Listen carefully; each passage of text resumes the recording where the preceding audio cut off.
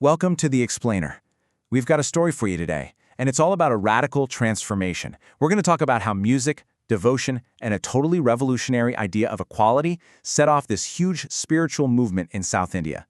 This is the story of Purandara Dasa and the Haridasa movement, and believe me, it all kicks off with a really profound mystery. So let's start with a question that honestly, it sounds like something out of a legend. How does a super wealthy merchant just become a wandering saint? How do you give up all that comfort for a life of, well, spiritual poverty? And this isn't just some riddle, you know? This is the mystery at the very heart of a revolution that changed South India forever. And the man right in the middle of it all, his name is Purandara Dasa.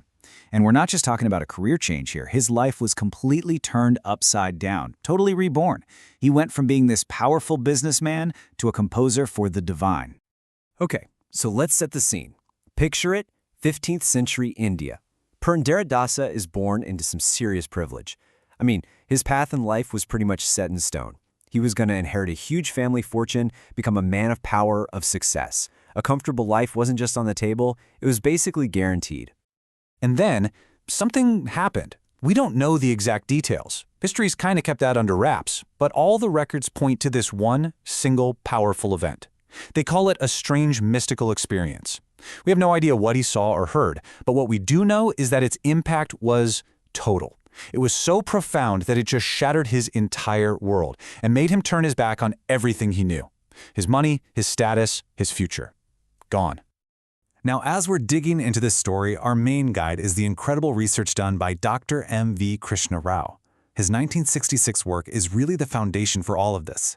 Think of it as our map for understanding not just this one amazing guy, but the whole spiritual movement he kicked off. So to really get where Purandara Dasa was headed, we need to understand the world he was living in. I mean, he didn't just pop up out of nowhere. There was already this powerful spiritual shift happening all around him. Yeah, before the Haridasas came along, there was this other group of mystics called the Vaishnavism, and these guys were the real trailblazers. They were shaking up the very foundations of traditional religion, kind of tilling the soil for everything that was about to happen. Okay, look at this.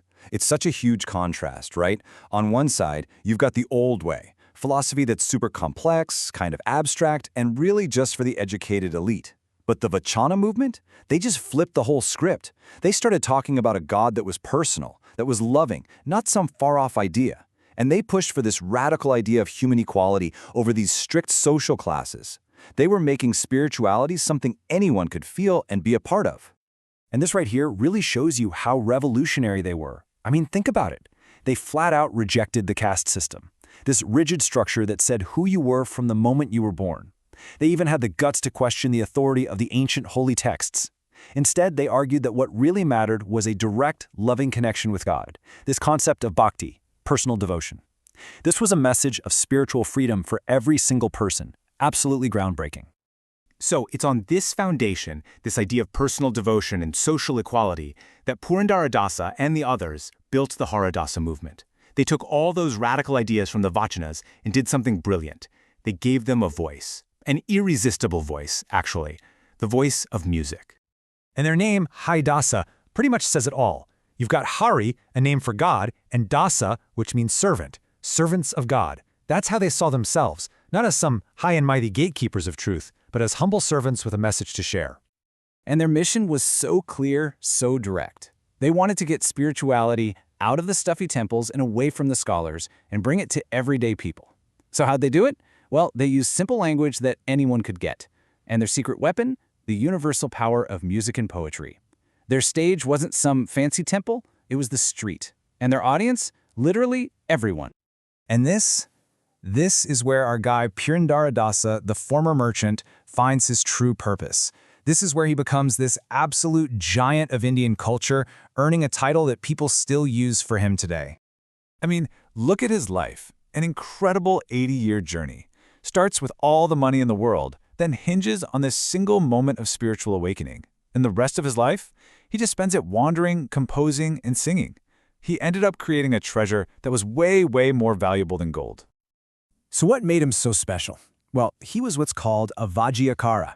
That's a fancy word for a master composer who could write both the deep, meaningful lyrics and the beautiful music to go with them. That was his genius. He could take these really big, complex ideas about philosophy and God and wrap them up in these simple, catchy tunes that just stuck with you. And the amount of music he created, it's just staggering. The legend says he composed something like 475,000 songs. Now, okay, maybe that number is a bit of an exaggeration, but his influence? Oh, that's not up for debate.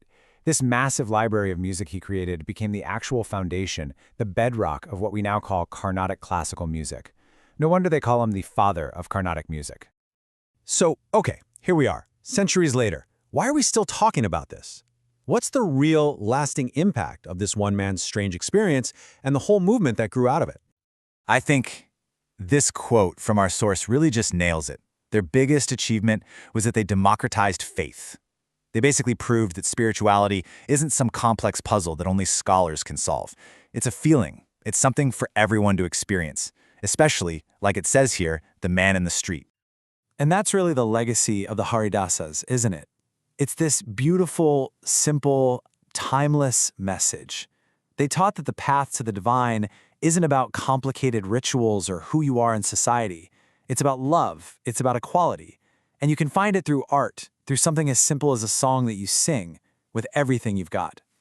So, that leaves us with one last thing to think about. In a world that's so full of complicated ideas and formal speeches, the life of Purandara Dasa poses a really powerful question, don't you think? Can a song be more powerful than a sermon? Can something simple that touches your heart actually be more transformative than the most well-crafted argument? Well, the answer just might be echoing through centuries of music.